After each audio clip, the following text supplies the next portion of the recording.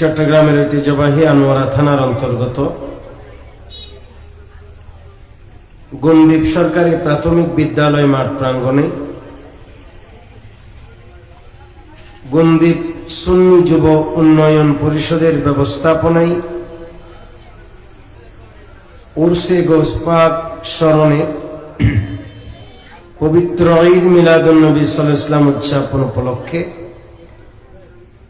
2 দিন ব্যাপী আজিমুশান সুন্নি কনফারেন্স 2025 সমাপনী দিবসের সম্মানিত সভাপতি মঞ্চে আসীন আপনাদের এই জামে মসজিদের সম্মানিত খতিবে মুকাররম মুজাহিদ মিল্লাত প্রবীর আলেমে দ্বীন হযরতুল হাজ আল্লামা হাফিজ কারি মাওলানা মুহাম্মদ আব্দুল ওয়াদুদ সাহেব মাদ্দাজিলুল আলী আমার আগে অত্যন্ত সুন্দর সুললিত কণ্ঠে মূল্যবান তাকরীর পেশ করেছেন।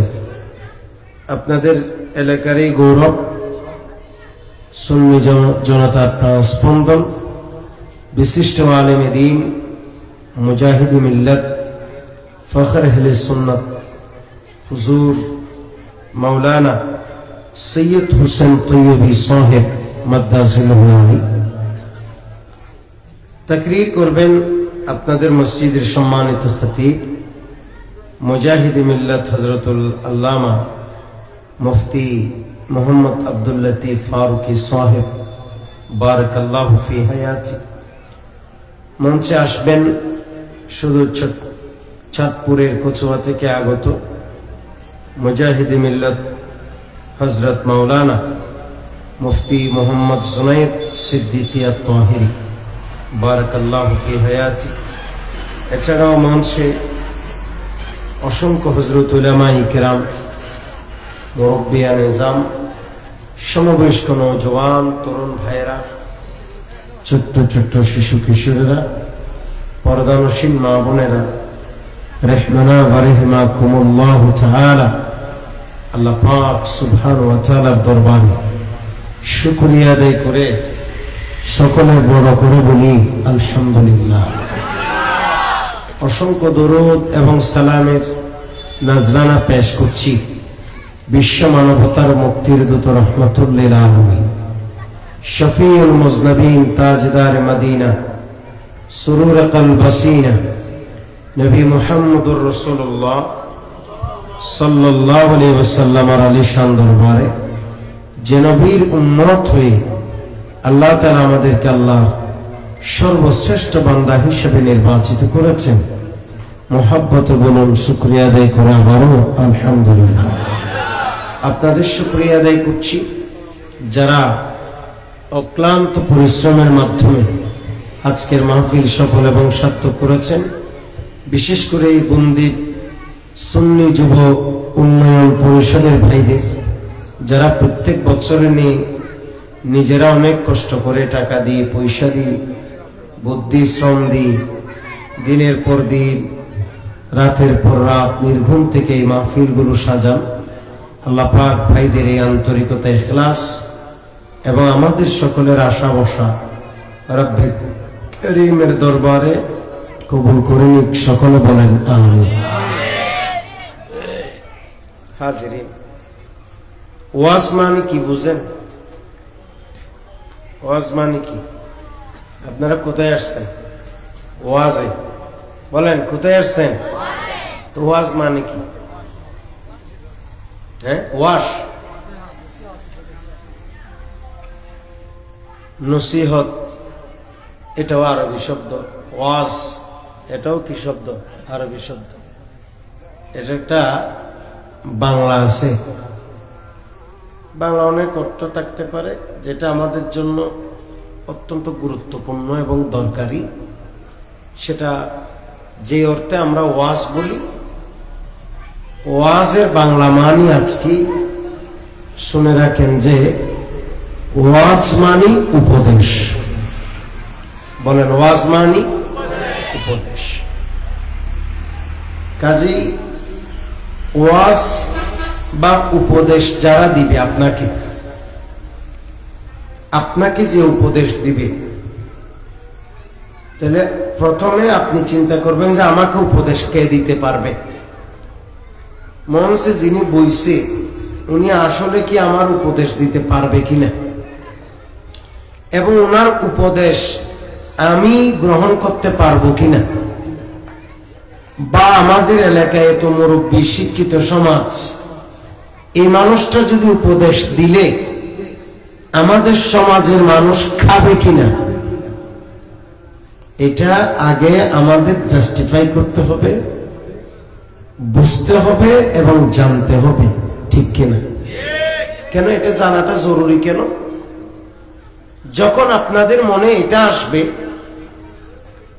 ওয়াজ মানে উপদেশ, অমুক সাহেব উপদেশ দিবে আমরা উপদেশ গ্রহণ করব, অমুক সাহেব নসিহত করবে আমরা নসিহত শ্রবণ করব, উনি নসিহত করার উপযুক্ততা ওনার ভিতরে আছে, এটা যখন কোনো মানুষের কোনো পাবলিকের মনে চলে আসবে তখন সে তার প্রয়োজনীয় কাজ কর্ম ছেড়ে সে পাগলের মতো ছুটে আসবে ওয়াজে, নসিহতে, উপদেশ শোনার জন্য। কথা বলেন ঠিক কিনা? আমি কি আপনাদের কথা বুঝাইতে পারলাম? শুনেন, ওকে পিছনে দিয়ে না, বসে আপনি সহ পাশে বসে, এই গুরফুয়া তো এবার লারি দিলি পিছন দিয়ে আরো ঝামেলা করবো, অনারা একজন দিয়ে মাঝে দিবেন, এই তোমরা পিছনে দাও, একটু পিছনে ফাঁক ফুক করে দাও। হ্যাঁ হ্যাঁ ঠিক আছে, একদম বেশিটা একটু না বসি ওখানে মাঝে মাঝে। হ্যাঁ আপনি একটু সামনে আসেন, তাহলে দেখবেন ওরা কথা শুনবেন ইনশাআল্লাহ। বাচ্চারা তো এরা বুঝে না, আপনারা থাকলে বুঝবেন একটু।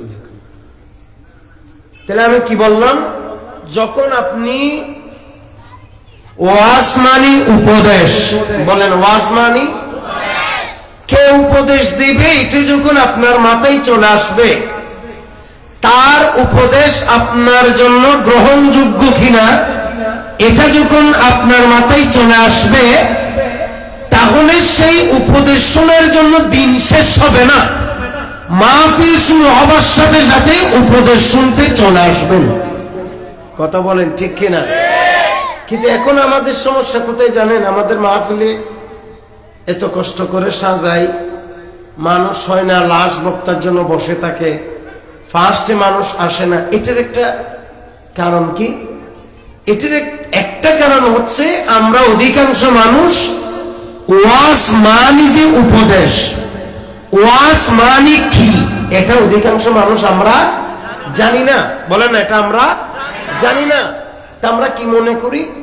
আমরা মনে করি ওয়াজ মানি কানে আঙ্গুল দিয়ে চোখ টোক বন্ধ করে একদম লম্বা লম্বা টানটুন দিয়ে মানুষকে পাগল করে দেয়া, মাতাল করে দেয়া, আমরা মনে করি ওয়াজ সেটা। কথা বলেন ঠিক কিনা? আমরা অধিকাংশ মানুষই মনে করি।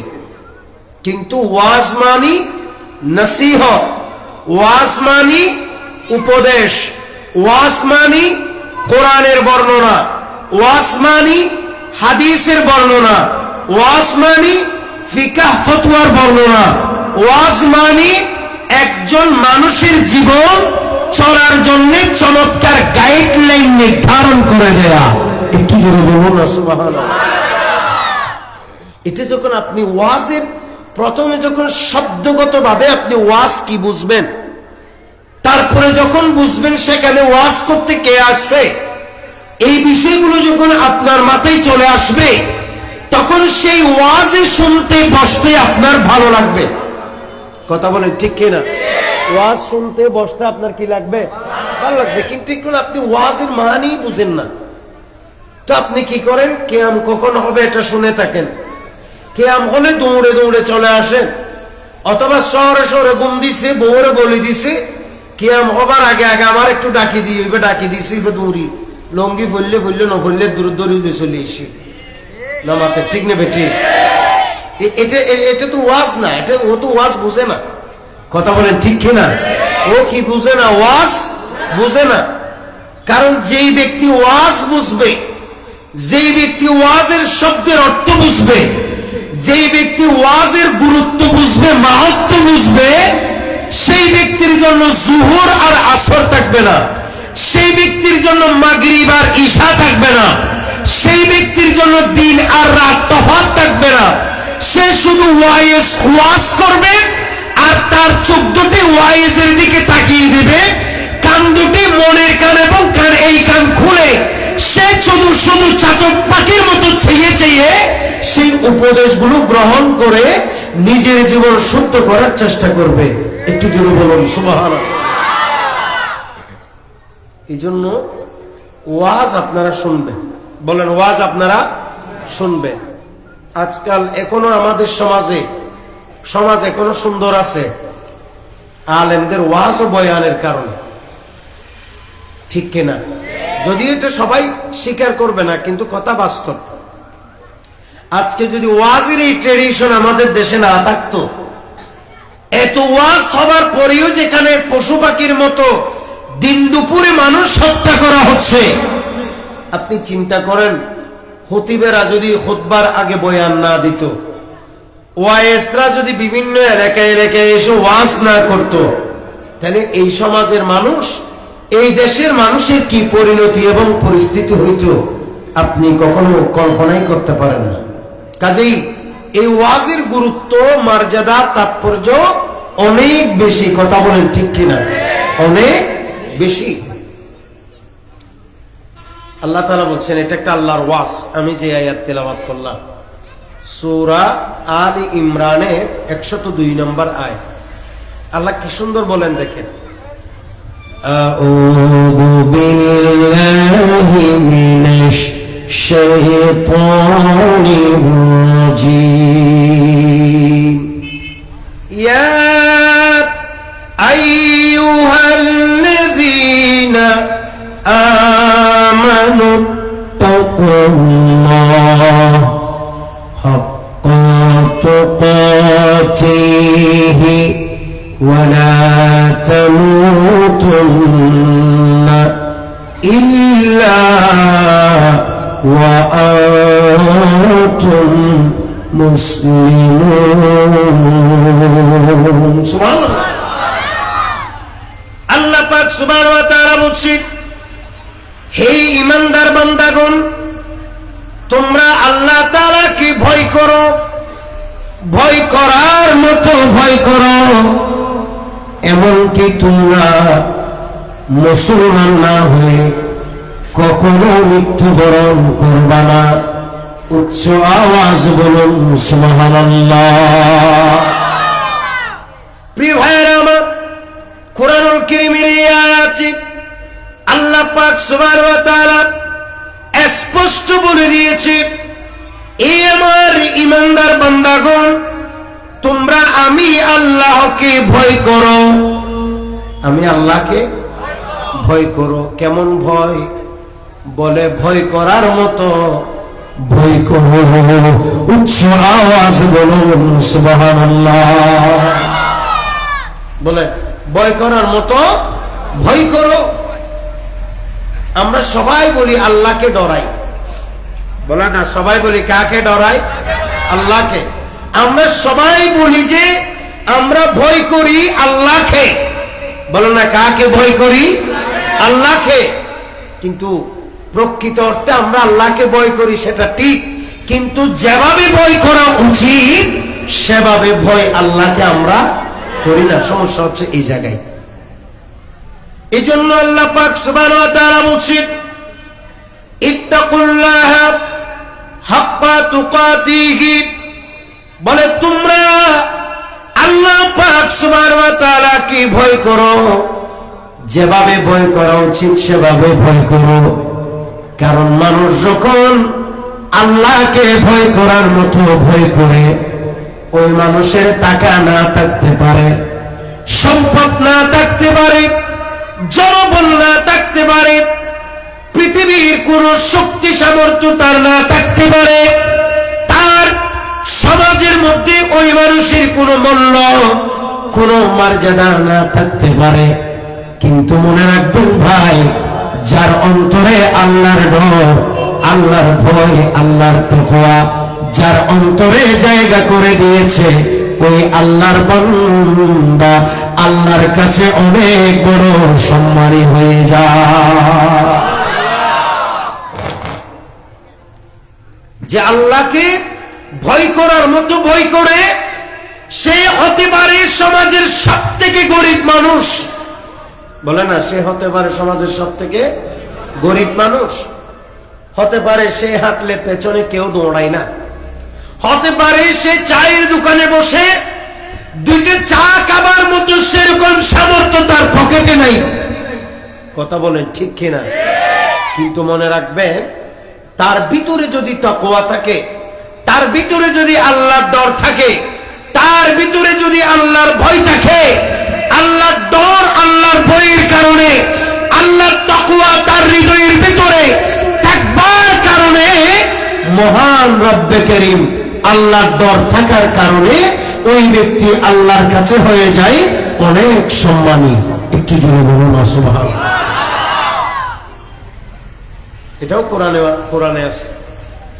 প্রিয় ভাইরা আমার, আল্লাহ পাক সুবহানাহু ওয়া তাআলা বলছেন, আউযু বিল্লাহি মিনাশ শাইতানির রাজীম, ইন্না আকরামাকুম ইনদাল্লাহি আতকাকুম। আল্লাহ পাক সুবহানাহু ওয়া তাআলা বলছেন, নিশ্চয়ই নিশ্চয়ই যার ভিতরে আল্লাহর তাকওয়া আছে, যার ভিতরে আল্লাহর ডর আছে, যার ভিতরে আল্লাহর ভয় আছে, ওই মানুষের মূল্য, ওই মানুষের সম্মান আমি আল্লাহর কাছে অনেক বেশি। সুবহানাল্লাহ। যার ভিতরে আল্লাহর ডর আছে, যার ভিতরে আল্লাহর ভয় আছে, যার ভিতরে আল্লাহর তাকওয়া আছে, সে আল্লাহর কাছে অনেক দামি মানুষ, সে আল্লাহর কাছে অনেক সম্মানী মানুষ, সে আল্লাহর কাছে অনেক মজবুত এবং শক্তিশালী মানুষ হিসেবে বিবেচিত। একটু জোরে বলুন না সুবহানাল্লাহ। এ ভাইরা আমার, আমি আপনাদেরকে এই নসিহা কেন করছি, এই ওয়াজ আমি আপনাদেরকে কেন করছি? কারণ বর্তমান সময়ে এই যুগে মানুষ যেভাবে মানুষের উপর চড়াও হচ্ছে, একজন অপরজনকে অন্যায়ভাবে হত্যা করছে, একে অপরের উপরে অন্যায়ভাবে লাঞ্ছিত বেইজ্জত করছে, একজন মানুষ অপর মানুষের হক মেরে খাচ্ছে, এদিকে কেউ সুদের কারবার করছে, কেউ ঘুষের কারবার করছে, কেউ মদের কারবার করছে, কেউ জুয়ার কারবার করছে, বিভিন্ন রকমের গুনাহের মধ্যে আজ এই সমাজের যুবক যুবতীরা, এই সমাজের মানুষেরা বিভিন্নভাবে নিমজ্জিত হয়ে আছে। কথা বলেন ঠিক কিনা? আচ্ছা, এগুলো কেন করছে? কিভাবে সম্ভব হচ্ছে? কিভাবে একজন অপরজনকে অন্যায়ভাবে হত্যা করতে পারছে?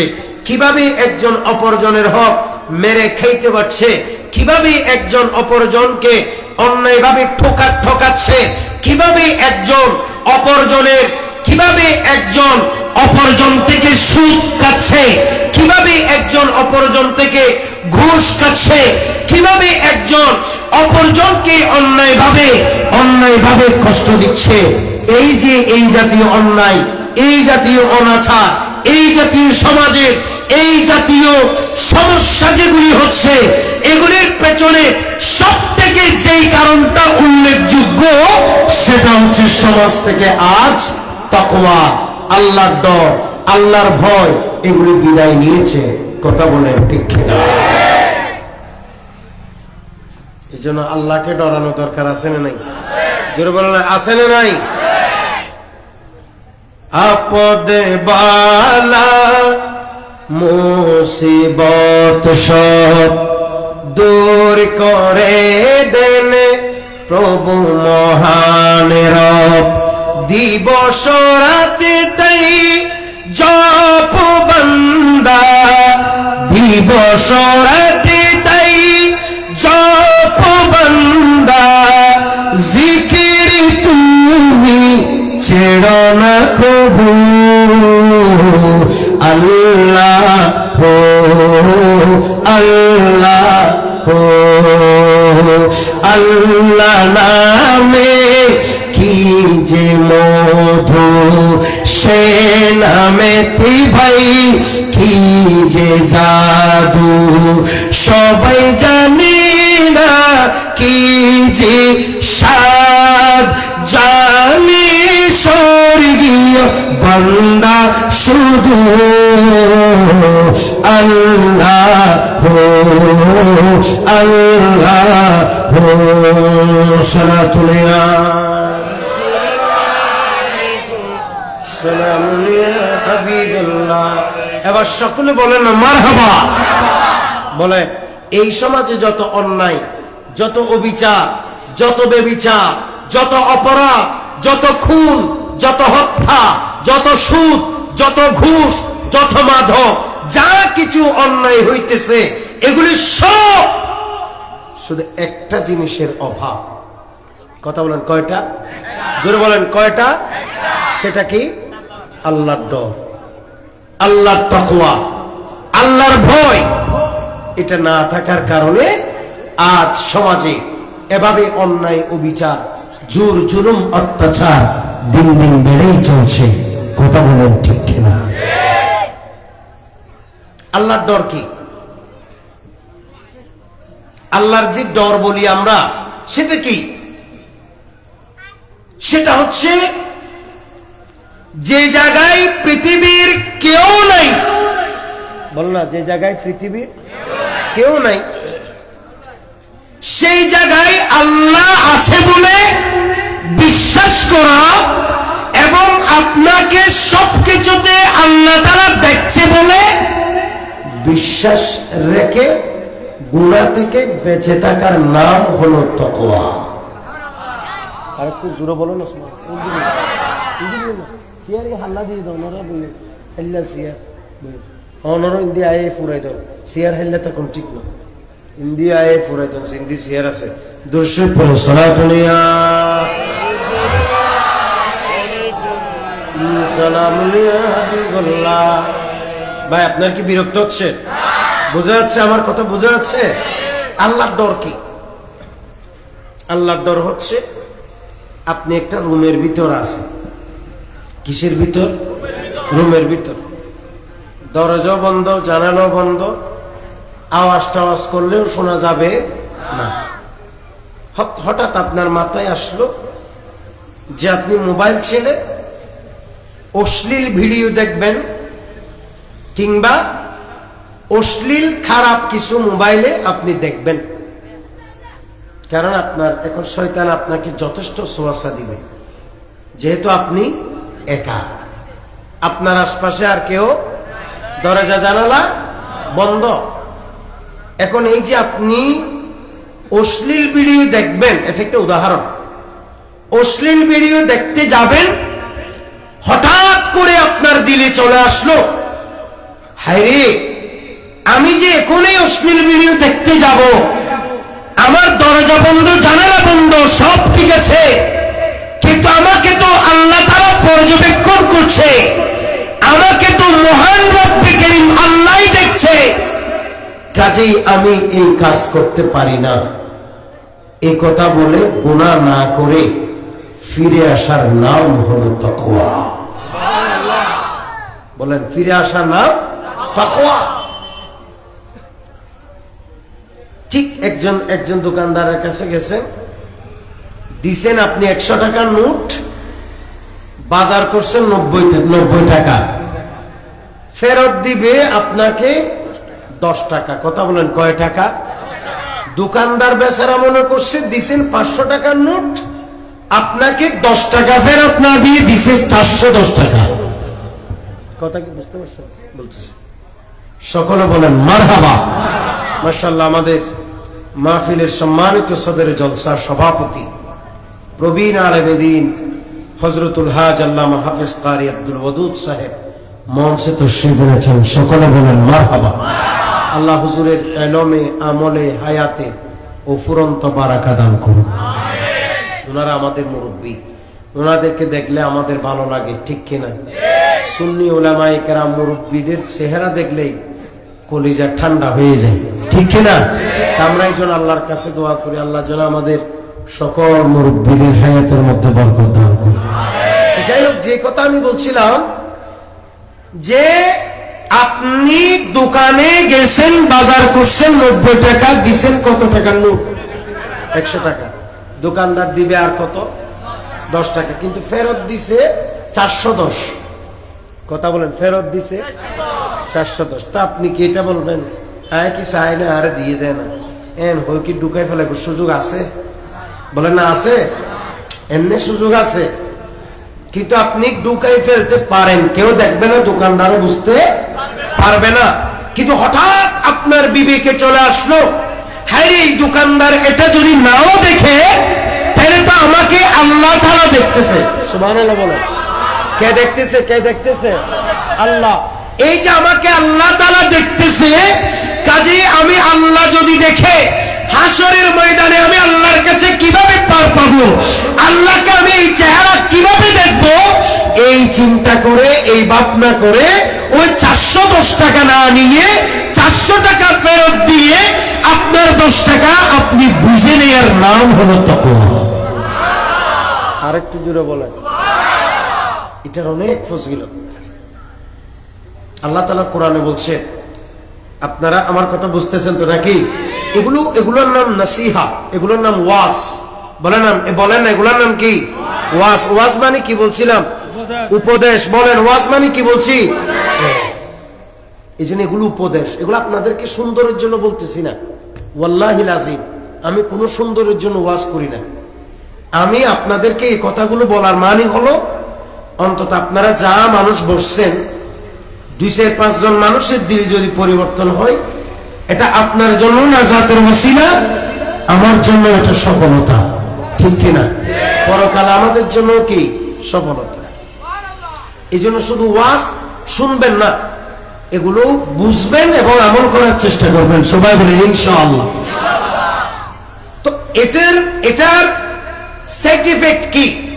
কেউ যদি আল্লাহকে ডরায়, কেউ যদি আল্লাহকে ভয় পায়, কেউ যদি মহান রব্বে কারীমের ডর এবং ভয় অন্তরে লালন করে, তাহলে তার পুরস্কার কি? আল্লাহ বলছে প্রথমে একটা পুরস্কার। আল্লাহ বলেন, আউযু বিল্লাহি মিনাশ শাইতানির রাজীম, ফাইন্নাল্লাহা ইউহিব্বুল মুত্তাকিন। একটু জোরে বলুন সুবহানাল্লাহ। আল্লাহ বলেন, নিশ্চয়ই যারা এরকম তাকওয়া অবলম্বন করেছে তাদেরকে বলা হচ্ছে মুত্তাকি। বলেন, তাদেরকে বলা হচ্ছে মুত্তাকি। যারা এইরকম মুত্তাকি হবে, পরহেজগার হবে, আল্লাহকে ডরাবে, আমার আল্লাহ বলে, আমি আল্লাহ ওই সমস্ত মুত্তাকিদের ভালোবাসি। প্রিয় ভাইয়েরা আমার, কোন মানুষকে যদি এই বাংলাদেশেও অথবা পৃথিবীর কোন রাষ্ট্রের মানুষকে যদি সরাসরি ওই দেশের প্রেসিডেন্ট কিংবা ওই দেশের রাষ্ট্রপ্রধান কোন মানুষকে যদি ভালোবাসে, ওই এলাকায় ওই মানুষের দাম, ওই মানুষের সম্মান বেশি নাকি কম? জোরে বলেন, বেশি না কম? বেশি। একটা জিনিস মনে রাখবেন, একজন মানুষকে যদি রাষ্ট্রপ্রধান ভালোবাসার কারণে আপনার চোখে অনেক সম্মানী হয়ে যায়, অনেক দামি মানুষ হয়ে যায়, আমাদের চোখে যদি অনেক সম্মানী এবং দামি মানুষ হয়ে যায়, মনে রাখবেন ভাই, যে মানুষটারে আমার আল্লাহ ভালোবাসে, ওই মানুষের দাম, ওই মানুষের সম্মান বেশি নাকি কম? আরো যদি বলেন, বেশি নাকি কম? আল্লাহ পাক সুবহানাহু ওয়া তাআলা বলছেন উপর আয়াতে, আউযু বিল্লাহি মিনাশ শাইতানির রাজীম, ওয়ালিমান খাফা মাকামা রাব্বিহি জান্নাতান। সুবহানাল্লাহ বলে। আল্লাহ বলেন, যে ব্যক্তি আমি আল্লাহর ডরে, আমি আল্লাহর ভয়ে অন্যায় না করে, গুনাহ না করে, অপরাধ না করে, গুনাহ থেকে যেই ব্যক্তি ফিরে আসবে, যেই আল্লাহর ডরে গুনাহ না করে গুনাহ থেকে ফিরে আসবে, ওই ব্যক্তির জন্য আমি আল্লাহ পরকালে বরাবর 2টি জান্নাতের ব্যবস্থা করেছি। আরেকটু জোরে বলে কাজেই এ আমার প্রিয় যুবক ভাইয়েরা, জীবনে গুনার সুযোগ অনেক আসবে। যখন এই গুনাহ করতে যাবে, জীবনে গুনার সুযোগ অনেক আসবে। যখন এই গুনাহ করতে যাবে, সে সময় মহান রব্বে কারীমের ভয় অন্তরে একটিবার যদি আনতে পারে, মনে রাখবেন আল্লাহর কোরআন বলতেছে, ওই ব্যক্তি যদি গুনাহ না করে ফিরে আসে, আল্লাহর ডর যদি অন্তরে লালন করে, আল্লাহ নিজেই বলেছেন আমি তার জন্য 2টি জান্নাতের ব্যবস্থা করেছি। জোরে বলেন কয়টি? জোরে বলেন কয়টি? 2টি। হযরত আল্লামা ইবনে জৌজি, ইমাম ইবনে জৌজি তিনি বর্ণনা করছেন, উয়ুনুল হিকায়া ওনার একটা কিতাব আছে, অনেক সুন্দর সুন্দর ওয়াকিয়াত ঘটনা এই কিতাবের ভিতরে আছে। উয়ুনুল হিকায়াত উল্লেখ করছেন, উমর ইবনুল খাত্তাবের জামানায় রাদিয়াল্লাহু তাআলা আনহু, হযরত উমর ইবনুল খাত্তাব রাদিয়াল্লাহু তাআলা আনহু, আপনারা কি আমার কথা বুঝতেছেন? হযরত উমরের জামানায় এক যুবক প্রত্যেকদিন মসজিদে যাইতো, সবার আগে মসজিদ থেকে বের হইতো সবার পরে। সুবহানাল্লাহ বলবেন না? মসজিদে যাইতো সবার আগে, মসজিদ থেকে বের হইতো সবার পরে। এখন আমরা তার উল্টো, আমরা মসজিদে যাই সবার শেষে, বের হবার চেষ্টা করি সবার আগে। এটা করবেন না, এটা শয়তানের আলামত। ইমানদার চেষ্টা করবে মসজিদে গিয়ে কিছু সময় ব্যয় করতে, কারণ আপনি যতক্ষণ জায়নামাজে বসে থাকবেন ততক্ষণ চতুর্পাশে আল্লাহর ফেরেশতারা আপনার জীবনের গুনাহ মাপ চাইবে। সুবহানাল্লাহ বলেন। এই জন্য মসজিদে যাইবেন সবার আগে, আসতে চেষ্টা করবেন সবার পরে। মসজিদে দ্রুত গিয়ে দ্রুত আসা এটা কখনো ইমানদারের স্বভাব নয়। ওই ব্যক্তির মধ্যে এমন একটা গুণ ছিল, এমন একটা কোয়ালিটি ছিল, সে যাইতো সবার আগে, আসতো সবার পরে। সে নামাজ, দুয়া, ইবাদত, রিয়াজত করতে করতে তার চেহারার মধ্যে এমন এক চাকচিক্যতা কাজ করছে, এমন এক নূরে নূরানি হয়ে গেছে, তার চেহারা এমন রোশন হয়ে গেছে, তার চেহারা দেখলেই যে কোনো মানুষ তার প্রেমে পড়ে যায়। সুবহানাল্লাহ বলেন। মনে রাখবেন, পৃথিবীর ক্রিম, পাউডার, স্নুজ যেগুলি আছে, এগুলির সৌন্দর্য সাময়িক। বলেন, এগুলির সৌন্দর্য সাময়িক। আপনি এই দিচ্ছেন বিদেশি ক্রিম, আপনি 2-4-5 দিনের মধ্যে ফর্সা হইতে পারে, অথবা সেই ফর্সা থাকতে পারে আপনার শরীরে বেশ কিছুদিন, কিন্তু কিছুদিন পর আপনার ভালো মতো 2-4 বার যদি টয়লেটে যান, সিয়ারা একটা সিয়ারা থাকবে না, এটা বাংলার পাস হয়ে যাবে। কথা বলেন ঠিক কিনা? এটা সৌন্দর্য আর নাই। কিন্তু আপনি যদি ইবাদত করে, ইবাদতের যে সৌন্দর্য, যেই রূপ আপনার চেহারার মধ্যে আসবে, এটা বয়স যত বাড়বে এই নূর আরো বেশি প্রকট হবে। এটা আপনি যত অসুস্থ হয়ে যাবে তত বেশি এটার নূর আপনার চেহারায় বসে যাবে। এমনকি এই নূর শুধু চেহারাতে নয়, এটার প্রভাব কলবে পর্যন্ত বিস্তার করবে। এটার প্রভাব কোথায় বিস্তার করবে? কলবে। এই জন্য চেষ্টা করবেন যে দৈনিক অন্তত 5 বার ওযু করতে চেষ্টা করবেন, ওযু ছাড়া কম থাকতে চেষ্টা করবেন। বলেন ইনশাআল্লাহ। টয়লেটে যান না, বাথরুমে যান না, কথা বলেন না, হাত ধোয়েন না, হাত ধোয়ার সময় একেবারে ওযু করে ফেলবেন। ওযু নিয়ে থাকার ভিতরে অনেক বারাকা, অনেক ফজিলত, বিশেষ করে আলেম ওলামার জন্য তো এটা আমি বলি যে লাজেম। নামাজের জন্য এটা প্রত্যেক নামাজের জন্য লাজেম। কারণ অনেক মানুষ আসি বলে, হুজুর মাথা কামড়াই, ভাই আমার মাথা কামড়াইতেছে। আপনার যদি ওযু থাকে, শুধু একবার বিসমিল্লাহ বলে ফু দিলেও ওযুর কারণে ওই বিসমিল্লাহর যে প্রভাব আপনার মুখ থেকে বের হবে, শুধু একবার বিসমিল্লাহ পড়লেও অনেক সময় দেখা যাবে যত বড় মাথা ব্যথা হোক ইনশাআল্লাহ ভালো হয়ে যাবে। ওযুর একটা এরকম প্রভাব আছে, ওযুর একটা এরকম বারাকা আছে, ফজিলত আছে। এজন্য আমিও আপনাদেরকে বলি, ওযু নিজেরাও করবেন এবং ওযু নিয়ে থাকার চেষ্টা করবেন।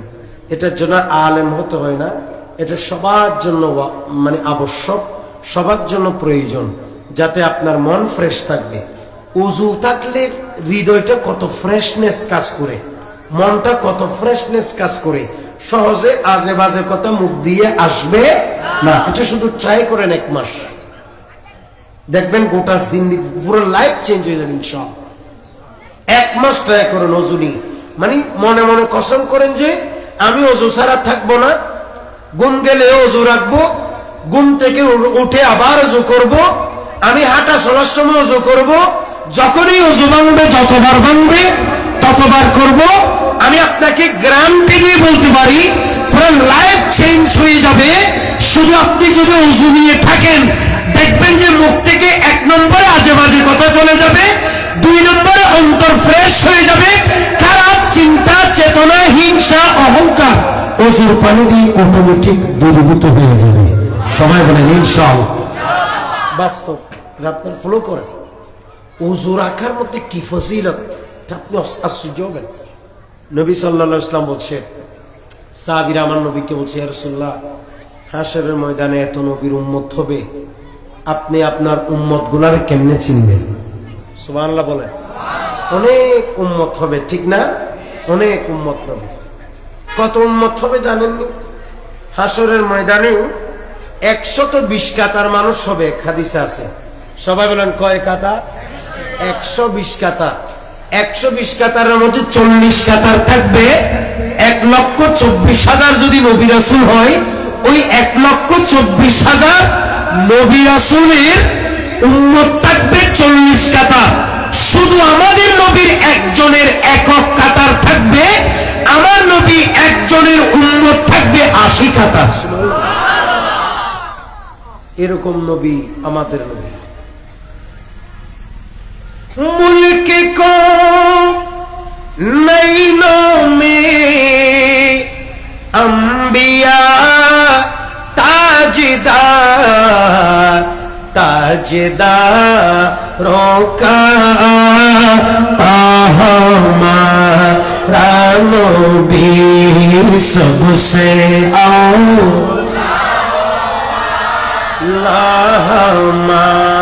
रानो भी सबसे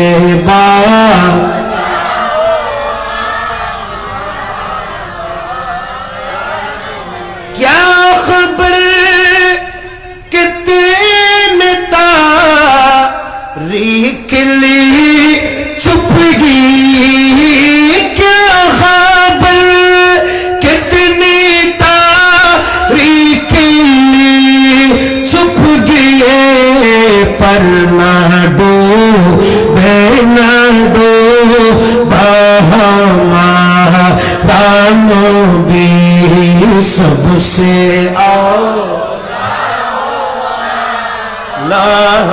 हमारा नबी सबसे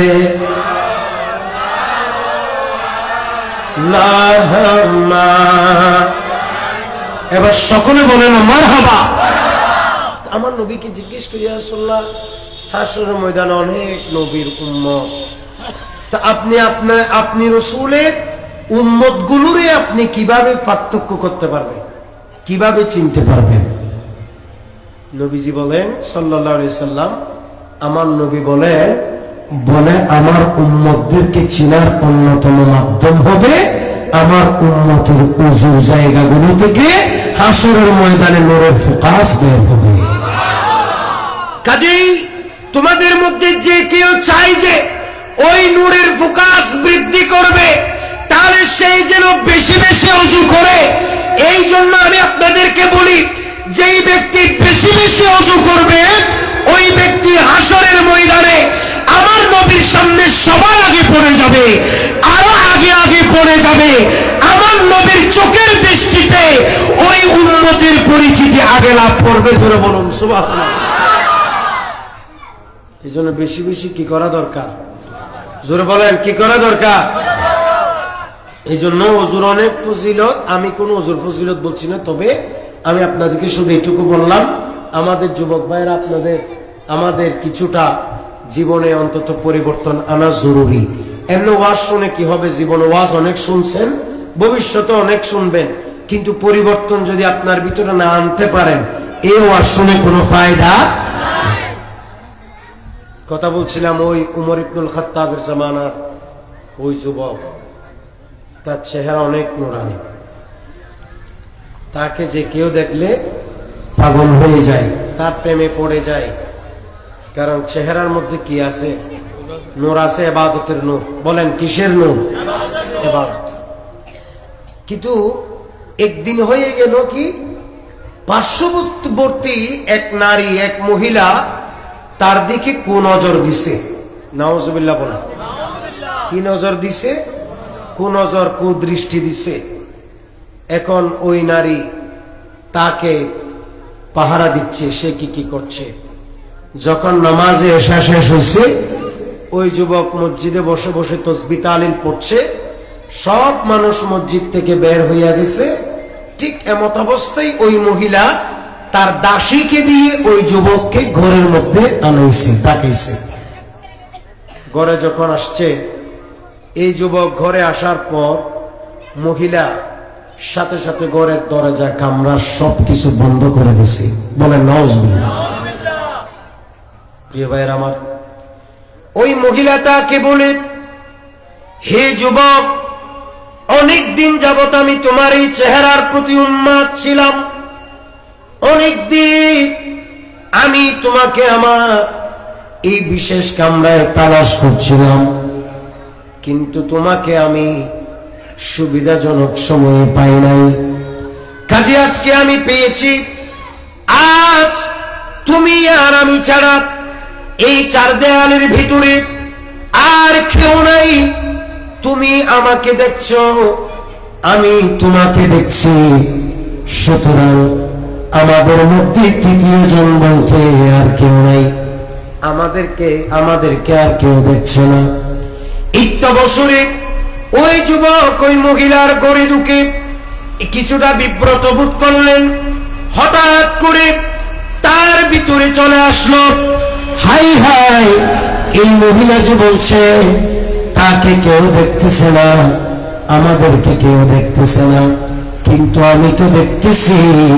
এখানে পৃথিবীর কেউ না দেখলেও আমার আল্লাহ তো আমাকে দেখছে। আমার আল্লাহ আমাকে দেখছে। এমনকি আমি যে এই মহিলার সামনে আসলাম, এই জন্য আমার শাস্তি কি হতে পারে? হাসরের ময়দানে আল্লাহ পাক সুবহানাহু ওয়া তাআলা আমাকে কি বলতে পারে জানি না। আল্লাহর সামনে আমি এই মুখ কিভাবে দেখাবো? এ ধরনের ওয়াসওয়াসামূলক, এ ধরনের চিন্তা ভাবনা করতে করতে ওই যুবক এক পর্যায়ে আল্লাহর ভয়, আল্লাহর ডর তাকওয়ার কারণে ওই যুবক জায়গার মধ্যে বেহুশ হয়ে গেছে। ওই যুবক কি গেছে? বেহুশ হয়ে গেছে। এই জন্য নবী করিম সাল্লাল্লাহু তাআলা আলাইহি ওয়াসাল্লাম আমাদেরকে বলেছেন, আনতা আবুদাল্লাহ কাআন্নাকা তারাহু। বলে তোমরা এমন ভাবে আল্লাহকে মিস করো, এমন ভাবে আল্লাহর ইবাদত করো যেন তুমি আল্লাহ তাআলাকে দেখছো। আর কোন কারণে যদি তোমার চক্ষু দিয়ে আল্লাহকে নাও দেখো, তাইলে মনে রাখবা মহান রব্বে কারীম আল্লাহ পাক সুবহানাহু ওয়া তাআলা তোমাকে দেখছে। আরেকটু জোরে বলেন, আমাদেরকে সব সময় দেখেন কে? আরো জোরে বলেন, কে? অন্ধকারে যিনি দেখেন, আলোতেও তিনি দেখেন। কেউ থাকলে যিনি দেখেন, কেউ না থাকলেও তিনি দেখেন। বলেন তিনি কে? আল্লাহ।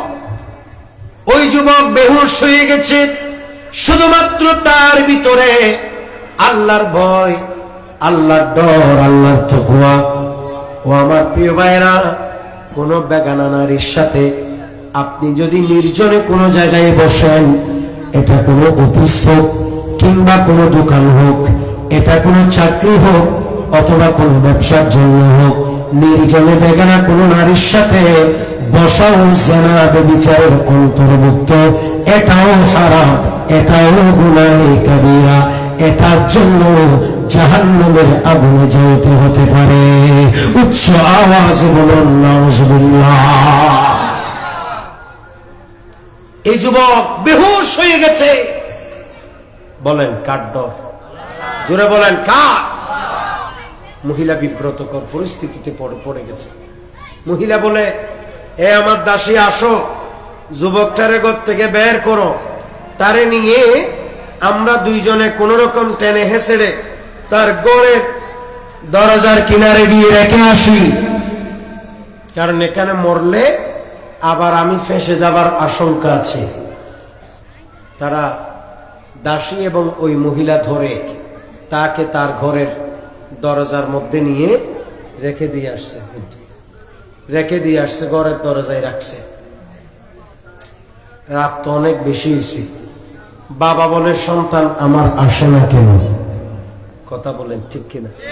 ছেলে মেয়ে ঘরে না আসলে বাবা মায়ের চিন্তা যতক্ষণ না আসে ততক্ষণ শেষ হয় না।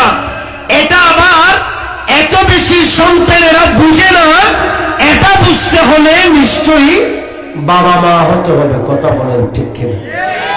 অনেক ছেলে বাবা ফোন দিলে, মা ফোন দিলে বিরক্ত হয়ে যায়, মোবাইল কেটে দেয়, মোবাইল বন্ধ করে দেয়, অথবা রিসিভ করে ধম খায়, বলে এত কে জন্য ফোন করতে হচ্ছে। আরে ভাই শুনে, বাবা মা আছে মানে আপনার এখনো মাথার উপরে বটবৃক্ষ আছে, আপনার মাথার উপরে বিরাট ছায়া আছে। যেদিন বাবা মা থাকবে না সেদিন ঘরে সারা রাত না আসলেও আপনাকে খোঁজা, আপনাকে তালাশ করার কেউ থাকবে না। কথা বলেন ঠিক কিনা? এই জন্য বাবা মায়ের উপর কখনো বিরক্ত হওয়া যাবে?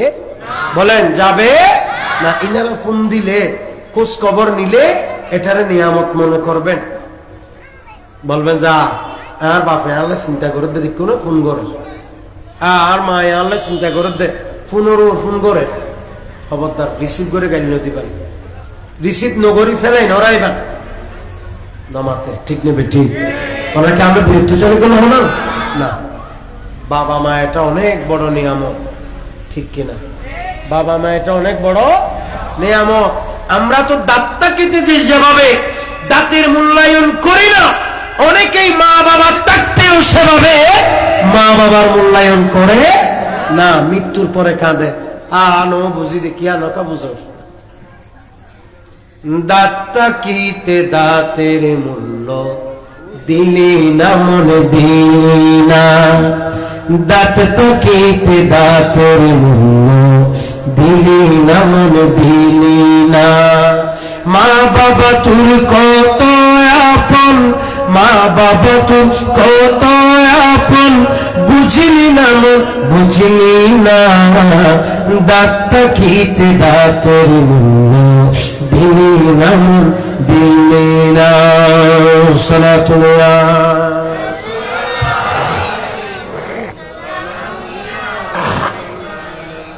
নসিমা যা নিবে বতিগা বুজুর্গ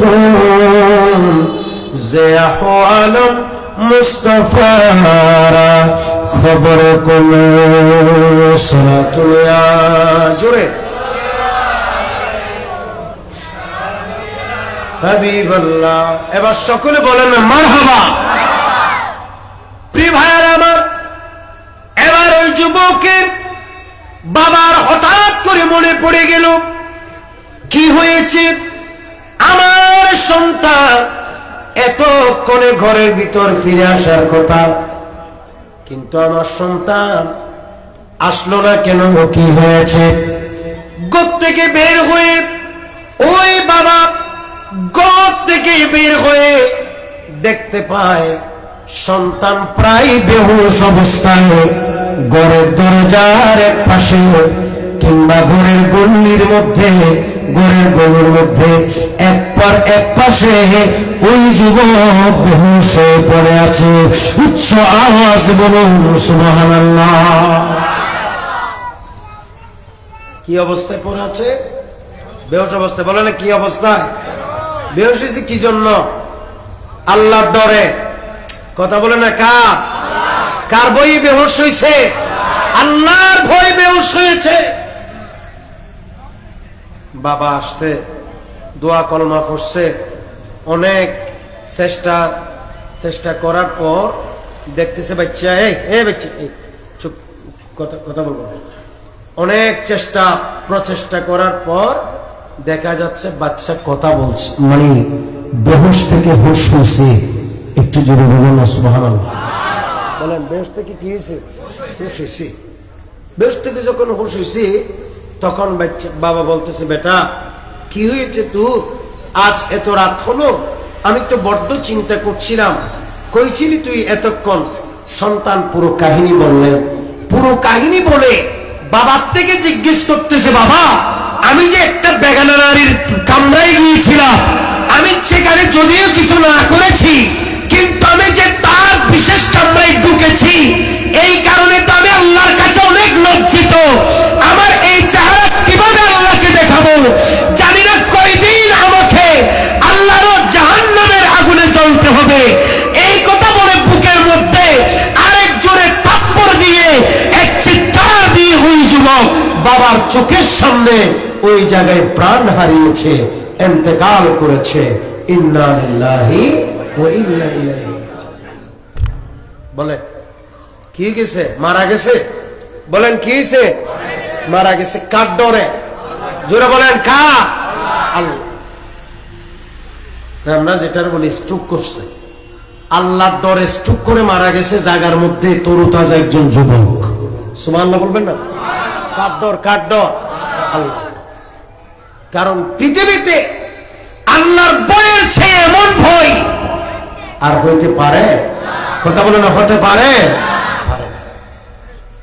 প্রিয় ভাইয়ের আমার, এজন্য নবী করিম সাল্লাল্লাহু তাআলা আলাইহি ওয়াসাল্লামের অনেক সাহাবায়ে কেরামের জীবনী পর্যালোচনা করলে দেখা যায়, কোন কোন সাহাবায়ে কেরাম কবর দেখলে কান্নাকাটি করতেন কার ডরে।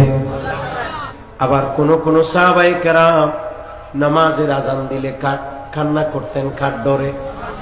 এমনকি সৈয়দনা হযরতে উসমানে যুন্নুরাইন রাদিয়াল্লাহু তাআলা আনহুর জীবনীতে আছে, আজান দেওয়ার সাথে সাথে হযরত উসমানের চেহারা এমন লালচি হয়ে যেত, তার সামনে যতই পরিচিত মানুষ থাকত তিনি কাউকে চিনতেন না।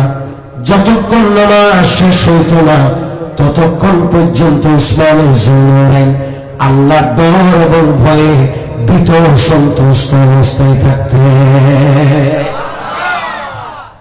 এভাবে অনেক সাহাবায়ে কেরাম, আল্লাহর বহু আউলিয়া কেরামের কথা জানি। বিশেষ করে একজন ওলি হযরতে সুফিয়ান সৌরি রাহমাতুল্লাহ, অনেক বড় আল্লাহর জবরদস্ত এই ওলি হযরত সুফিয়ান সৌরি রাহমাতুল্লাহ, তিনি যখন রাস্তা দিয়ে হাঁটতেন কখনো উপরের দিকে তাকাইতেন না, সব সময় নিচের দিকে তাকাইতেন। আল্লাহর ডর এবং ভয়ে এমন ভাবে কান্নাকাটি করতেন, হযরত সুফিয়ান সৌরির চোখ থেকে জর্জর করে প্রায় সময় পানি ঝরত। উনাকে অনেকে জিজ্ঞেস করেছেন, হুজুর আপনি একজন এত বড় বুজুর্গ, আপনি এভাবে কাঁদেন কেন? কাঁদতে কাঁদতে আপনার দুই চোখের নিচে প্রায় নালা হয়ে গেছে। তখন সুফিয়ান সৌরি বলতেন, বেটা আমি এখনো জানি না আমি যে মুসলমান তোমরা বলতেছো, আমি যে ঈমানদার তোমরা বলতেছো, আমি এখনো নিশ্চিত নই মৃত্যুর সময় আমি ঈমান সহকারে আল্লাহর সামনে দাঁড়াইতে পারতেছি কিনা।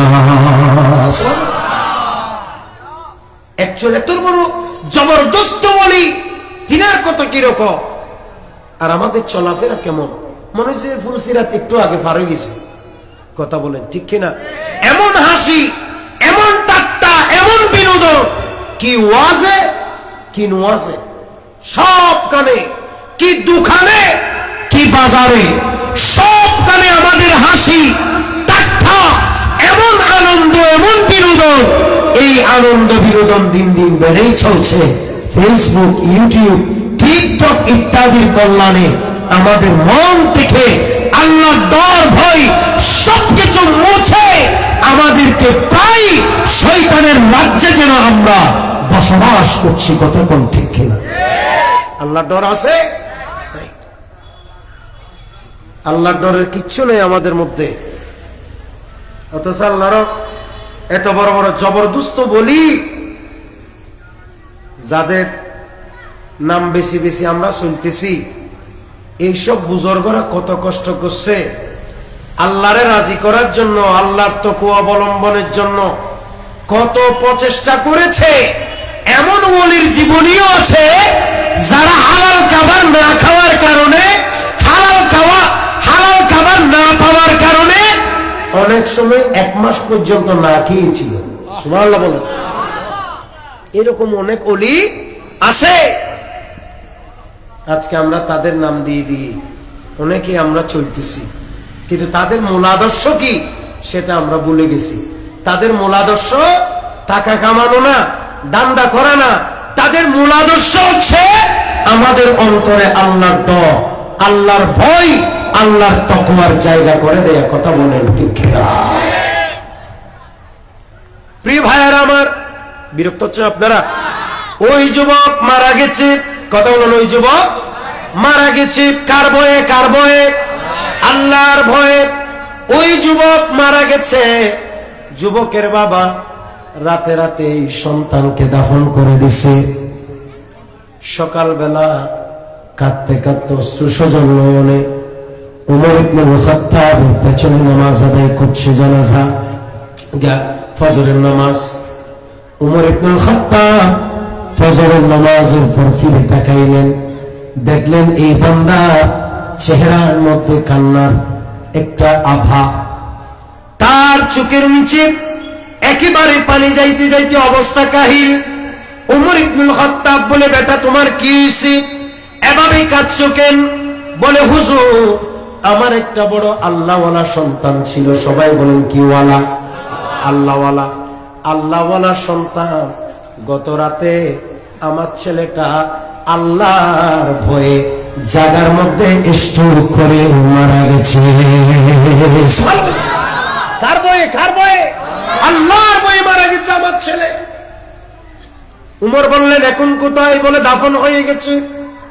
এখানে একটি মাসআলা মনে রাখবে, নবী করিম সাল্লাল্লাহু তাআলা আলাইহি ওয়াসাল্লামের আদর্শ হলো, আপনারা কি আমার কথা শুনতেছেন? নবীর আদর্শ দিয়ে মানুষ মারা যাওয়ানো লয় লইবার কি গরম? মাতো না কি গরম? দাফন গরম। এত মানুষ মূল্যে ফ্রিজের গাড়ি নড়াই বেবে ফুয়াগ্য বিদেশ আছে, এই বাইসতে 2 দিন লাইব, এত লাইবার 2 দিন ফ্রিজের রাইব। এবার বাপ আছে না, এবার তো মাফু কি ফুলি এনে এবার বাপ সিয়ার আইবে, এত সিয়ার আইবে এত কি নমাতে, ঠিক কিনা? এই শোনেন, জীবিত মানুষকে কষ্ট দিলে যেমন কষ্ট পাই, মৃত মানুষকে কষ্ট দিলেও কি পাই? কষ্ট পাই। এই জন্য মানুষ মরার পর গরম পানি দিয়ে গোসল করতে বলা হয়েছে, তবে টাটকা গরম, বেশি গরম, সিদ্ধ হইতেছে এইরকম গরম না। বলেন কি রকম গরম? কুসুম গরম, সামান্য গরম। কথা বলেন না ঠিক নেবে? ঠিক। কি গরম? কি গরম? সামান্য গরম। কেন? বেশি গরম দিলে আপনি সহ্য করতে না পারলে সেটা মাইয়তে সহ্য করতে পারবে না। এই জন্য মাইয়তকে গোসল দেবার সময় বুসকাই বুসকাই গোসল দেওয়া জায়েজ নেই। কারণ আপনি শক্তভাবে পড়লে জিন্দা মানুষ যেমন ব্যথা পাই, মরা মানুষ আরো বেশি। কথা বলে না, আরো বেশি। মনে রাখবেন, মরা মানুষ খুব মশালা, এটা খুব জটিল এবং কঠিন, অত্যন্ত প্রয়োজনীয় বর্তমান যুগের জন্য, সবার জন্য বলতেছি আমি এটা। জিন্দা মানুষ যেমন ব্যথা পায়, মরা মানুষও, বলে না মরা মানুষও যেভাবে জিন্দা মানুষকে কষ্ট দেয়া জায়েজ নাই, মরা মানুষকেও কষ্ট দেয়া জায়েজ নাই। যেভাবে জিন্দা মানুষকে আগুনে পোড়ানো জায়েজ নাই, মরা মানুষকে আগুনে পোড়ানো জায়েজ নাই। যেভাবে জিন্দা মানুষকে বরফের ভিতরে রাখা জায়েজ আছে। কথা বলে না, আছে নাকি? আছে। কেন নেই? যেহেতু এটা তার জন্য কি হবে? কষ্ট হবে, মরে যাবে, অনেক কষ্ট হবে, ভয়ঙ্কর কষ্ট হবে, সহ্য করতে পারবে না বরফের ভিতর। যেভাবে জিন্দা মানুষ যেভাবে বরফের ভিতর থাকলে যেভাবে কষ্ট পাই, ঠিক সেভাবে মরা মানুষও বরফের ভিতর থাকলে কি পাই? এটা মাইয়তের জন্য জুলুম, মাইয়তের জন্য কষ্ট। এই জন্য মাইয়তদেরকে কোনো কারণ ছাড়া, শরঈ কোনো উযর ছাড়া এইরকম ফ্রিজিং করা, এরকম বরফিং করা, বরফের মধ্যে রাখা, এটা হারাম, হারাম, হারাম, এটা নাজায়েজ। কথা বলে এটা কি নাজায়েজ, এটা হারাম। বলেন এটা কি? কখন এটা করবেন না। অনেক সাহাবায়ে কেরাম রাতে মারা গেছে, রাতেই দাফন করছে। সকালবেলা নবীজি বলেন এটা কার কবর? বলে অমুকের কবর। ইয়া রাসূলুল্লাহ, কখন মারা গেল? বলে রাতে। বলে তো তোমরা আমারে ডাকো নাই। বলে ইয়া রাসূলুল্লাহ, আপনি মাত্র শুইছেন, কষ্ট হবে আপনার, এই জন্য আমরা আপনাকে আর কষ্ট দিতে চাই নাই। যেহেতু এটা ফরজে কিফায়া, আমরা কয়েকজনে পড়ে ফেলছি। নবী বললেন যা করছো তাও করছো, ভালো করছো, চলো আমরা সবাই মাইয়তের জন্য দোয়া করে দিই। একটু জোরে বলুন সুবহানাল্লাহ। এই জন্য কোনোভাবে কোনো কারণ ছাড়া, শরঈ কোনো উযর ছাড়া, বলেন শরঈ কোনো উযর ছাড়া মাইয়তকে ফ্রিজিং করা, ফ্রিজের গাড়িতে রাখা, ফ্রিজের মধ্যে রাখা, এটা জায়েজ না। কারণ মাইয়ত যদি ইমানদার হয়, তাহলে তার জন্য দুনিয়ার থেকেও বেহেতর তার জন্য নিয়ামতের ব্যবস্থা রেখেছেন কে? তো তুমি কেন ওই নিয়ামত থেকে বঞ্চিত করে তারে দুনিয়াতে বাঁধি রাখলা? অতএব সেই যদি গুনাহগার হয়, তার জন্য দুনিয়ার আযাবের চাইতেও কঠিন আযাবের ব্যবস্থা রেখেছেন কে? তো তুমি কেন দুনিয়ার আযাবে তারে ফেলাই রাখলা, আল্লাহর আযাব থেকে বঞ্চিত করতেছো? এই জন্য কোনোভাবে মাইয়তদেরকে অহেতুক কষ্ট দিবেন না। নবী সাল্লাল্লাহু আলাইহি ওয়াসাল্লামের এক হাদিসে আছে, হযরত আলী রাদিয়াল্লাহু তাআলা আনহু হাদিস riwayat করছেন, বলে তিনটা কাজ, সবাই বলেন কয় কাজ? তিন কাজে দেরি করা যাবে না। এক নম্বরে হলো নামাজের ওয়াক্ত হলে, কথা বলেন কিসের ওয়াক্ত? নামাজের ওয়াক্ত। ফরব করে করে ওয়াক্ত ফৌত করে দেয়া যাবে না, ওয়াক্ত শেষ করে দেয়া যাবে না। দুই নম্বরে কোনো আপনার মাইয়ত মারা গেলে দাফন করব করে অযথা দেরি করা যাবে না। যে দেরি করলে তার আয় বের হয়, পেট ফুলে যায়, মুখ ফুলে যায়, চেহারা বিকৃত হয়ে যায়, অথবা রক্ত ফুস কিংবা পেছন থেকে কিছু বের হয়, এইরকম দেরি করা যাবে না। তিন নম্বরে কোনো ছেলে কিংবা মেয়ে বিবাহের উপযুক্ত হলে তাদেরকে বিবাহ করিয়ে বিবাহের ব্যবস্থা করে দিতে হবে। কথা বলেন ঠিক কিনা? এগুলো ঠিক হওয়া দেয় না।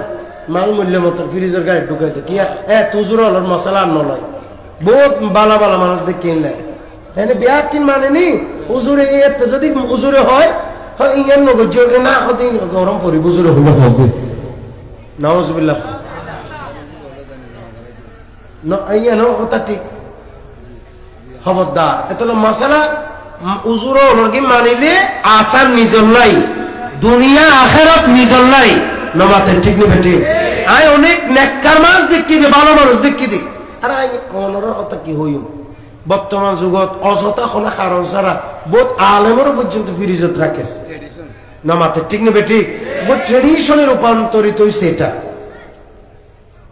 এই জন্য হয়তো বহুত কি হয়তো যে ফুয়াকা বিদেশ আছে, দুদিন লাইবত আসতে কি ফুয়াই পাইলে দুদিন পর আয় যদি বাপরে ডাকে অবা ভাই আসি আইসিস নবু তুল্লা বলে শুইতে কে দিয়া এলে হইব না কোনো না মাতার এলে হইব না কিল্লে কিল্লে রেখে তো ফুয়ে বেলাই হয়তো চাই বললাম তো ফুয়াইবে আইলে তো বাফি গেল দেব বাফি বেতে ফুলি যাইব না মাতে ঠিক নেবে ঠিক।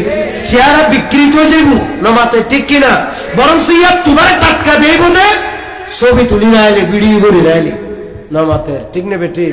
তিন গড় না দাহাই বলল দাহাইবন নিয়তে তিন কি ফিরিজত করি বুড়া মানুষের কষ্ট ধর 2 দিন 3 দিন 4 দিন 5 দিন রায় ধর আস্তাগফিরুল্লাহ। এই জন্য কোনো কারণ ছাড়া অযথা শরঈ কোনো বিধান ছাড়া মাইয়ত মৃত্যুর পর দীর্ঘ করা যাবে না। এমনকি ফ্রিজের গাড়িতে তো রাখাই যাবে না, ফ্রিজিং করাই যাবে না। এমনি সাধারণ এসি স্বাভাবিক ফ্যানের বাতাস এগুলোতে রাখা যাবে, যেগুলি জিন্দা মানুষের জন্য সহনীয়। আল্লাহ আমাদেরকে কবুল করুক। একটু দুরূদ শরীফ পড়ো সালাতুন ইয়া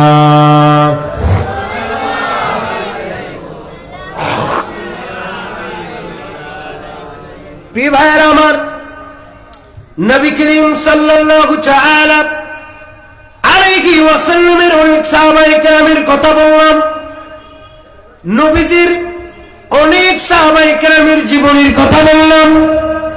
বিশেষ করে এই যুবকের ব্যাপারে কথা স্পষ্ট, এই যুবকের ব্যাপারে নবী করিম সাল্লাল্লাহু তাআলা আলাইহি ওয়াসাল্লামের প্রখ্যাত সাহাবী হযরত উমর ইবনুল খাত্তাব রাদিয়াল্লাহু তাআলা আনহু, হযরত উমর ইবনুল খাত্তাব রাদিয়াল্লাহু তাআলা আনহু জামানার ঘটনা। হযরত উমর ইবনুল খাত্তাব ওই মানুষটারে জিজ্ঞেস করছে, তোমার ছেলে কি হয়েছে?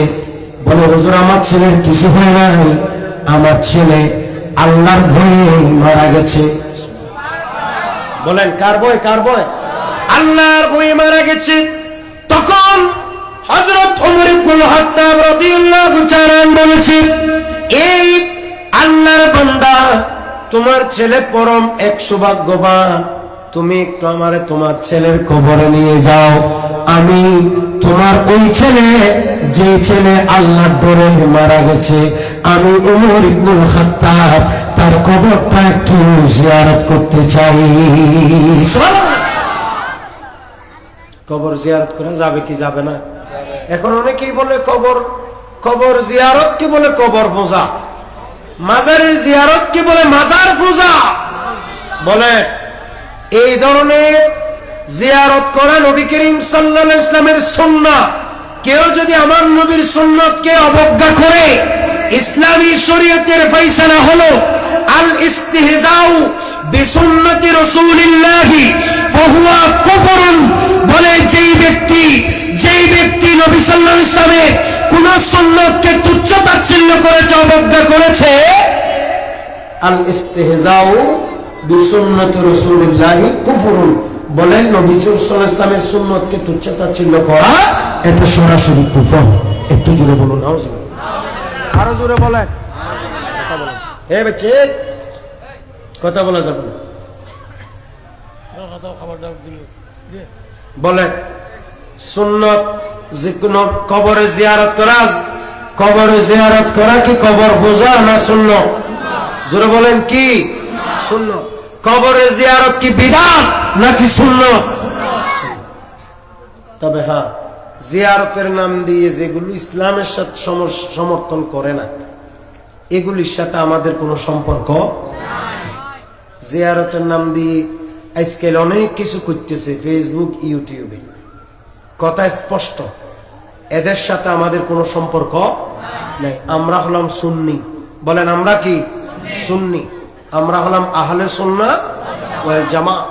আমরা আল্লাহর আউলিয়া কেরামের কবর মাজারের কি করি? জিয়ারত করি। বলেন কি করি? জিয়ারত করি। আর জিয়ারতের নাম দিয়ে যেসব অপসংস্কৃতি করা হয়, যেগুলি সুন্নত সমর্থন করে না, নবীর হাদিস সমর্থন করে না, আল্লাহর কোরআনের সমর্থন করে না, ফিকহ ফতোয়া সমর্থন করে না, ওসবের সাথে আমাদের কোনো সম্পর্ক নেই।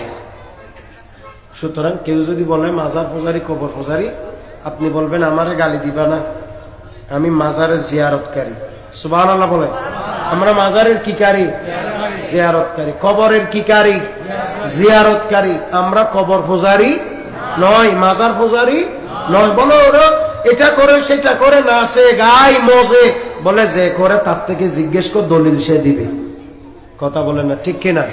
আমাকে বলবা না, আমি সুন্নি, আমরা আহলে সুন্নাহ ওয়াল জামাত। বন্ডামির সাথে আমাদের কোনো সম্পর্ক নাই। হুজুর তো আপনাদের এলাকার মানুষ, দীর্ঘদিন যাবত আপনাদেরকে ওয়াজ ও নসিহত করছে, মসজিদে আপনাদের সাথে আছে।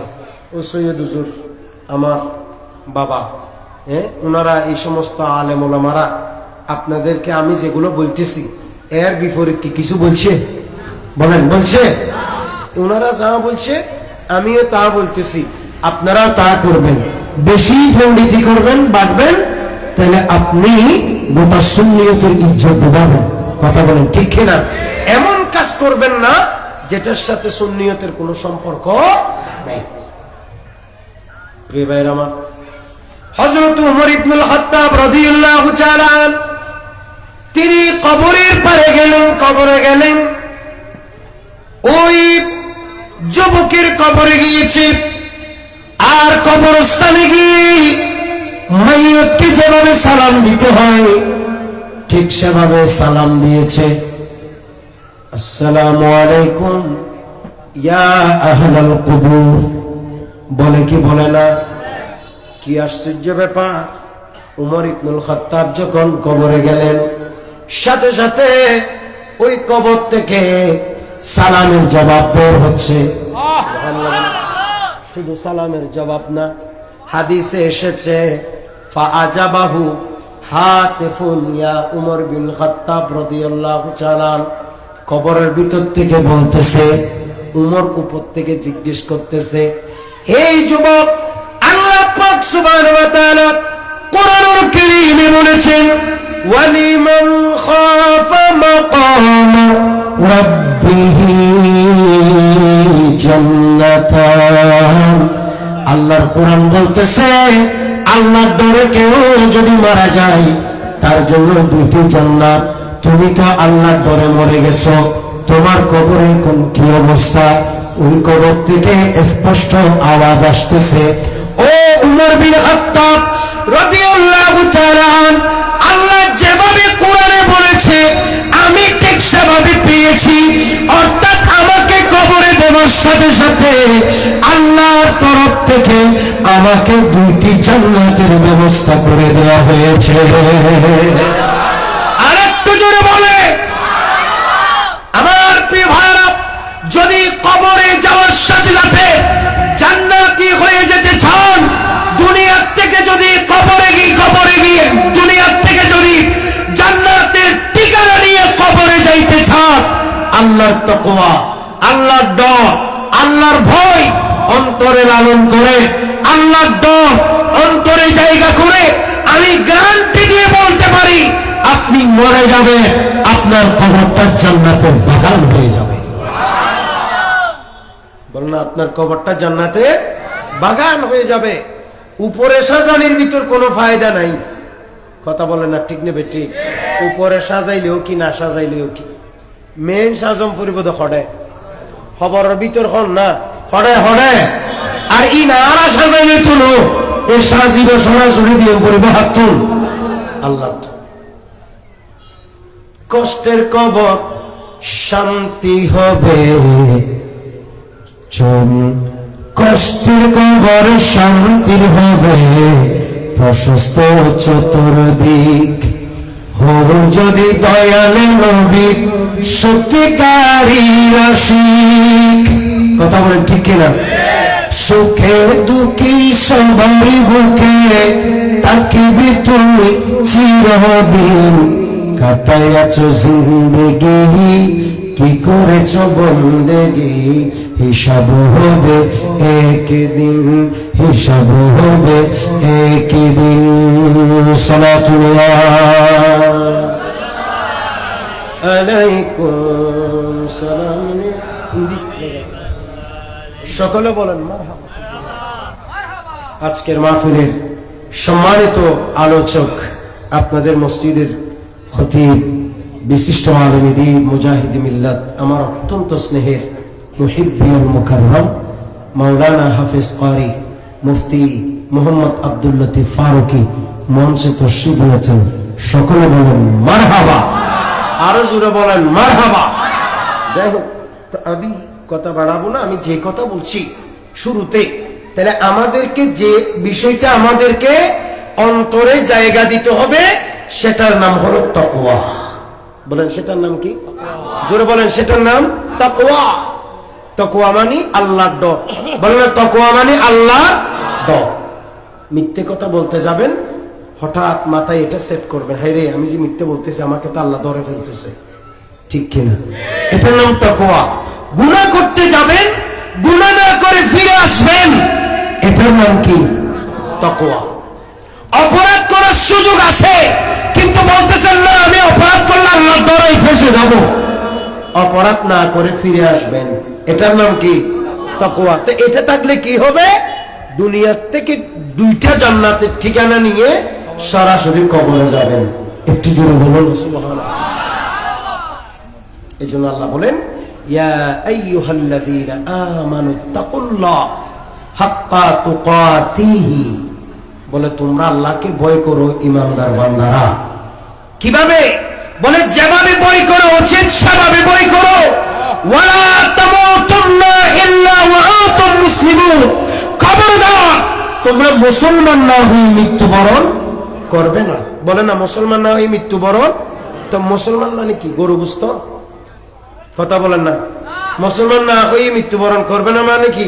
মুসলমান মানে কি? মুসলমান মানে আল্লাহর অনুগত না হয়ে, আল্লাহ পাক সুবহানাহু ওয়া তাআলার অনুগত না হয়ে, আল্লাহর আদেশ নিষেধ না মেনে, আল্লাহর রাসূলের শরীয়তের উপরে কুরবান না হয়ে তোমরা কখনো মৃত্যুবরণ করবে না। একটু জোরে বলুন না সুবহানাল্লাহ, আরো জোরে। এই জন্য আমাদেরকে আমাদের জীবন এভাবে সাজাইতে হবে। বর্তমান অত্যন্ত ফিতনা ফেসাদের যুগ।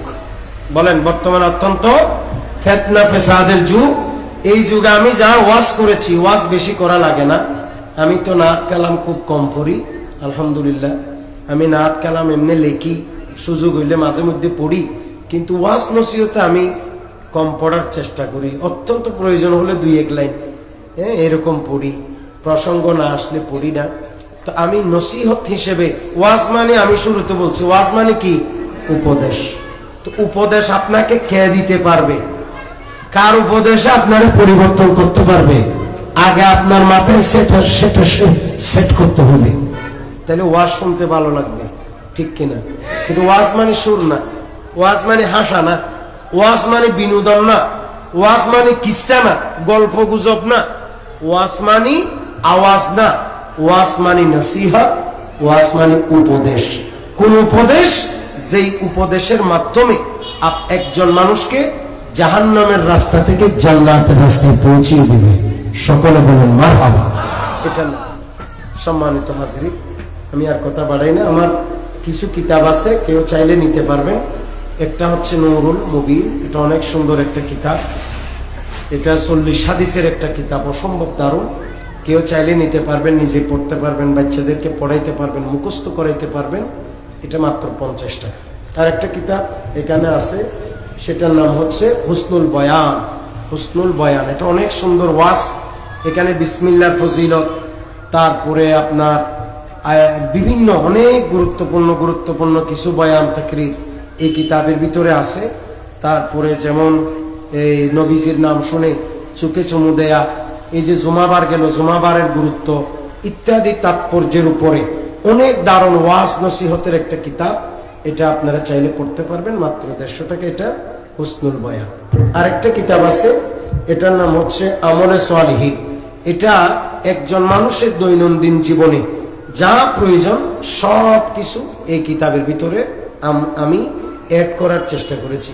কলেমা, নামাজ, রোজা, হজ, যাকাত, নামাজ কিভাবে হবে, কিভাবে ভাঙবে, ওযু কিভাবে রাখবে, কিভাবে থাকবে, কিভাবে ভাঙবে, তায়াম্মুম কিভাবে করতে হবে ইত্যাদি, ফরজ গোসল কিভাবে করতে হবে, যাবতীয় মাসআলা মাসাইল একেবারে পুঙ্খানুপুঙ্খ দলিল প্রমাণ সহ এই কিতাবে অ্যাড করেছে। অনেক সুন্দর একটা কিতাব, কেউ চাইলে এটা নিতে পারবেন। এটার দাম 350। মোটামুটি 3টা নিলে 550 টাকা মতো আসে, একসাথে নিলে 500 টাকা, আর এমনি আলাদা নিলে কেউ নিতে পারেন। এগুলো আমরা কেউ যদি নেই 2-1টা কিতাব, এগুলো আমরা আমাদের মাদ্রাসায় খরচ করি টাকাগুলো। ওয়া মা আলাইনা ইল্লাল বালাগ। আসসালামু আলাইকুম ওয়া রাহমাতুল্লাহি ওয়া বারাকাতুহু। মারহাবা মারহাবা। এই গজি আর বইয়ের একটু এতক্ষণ পর্যন্ত আপনাদের সম্মুখে কোরআন ও হাদিসের আলোকে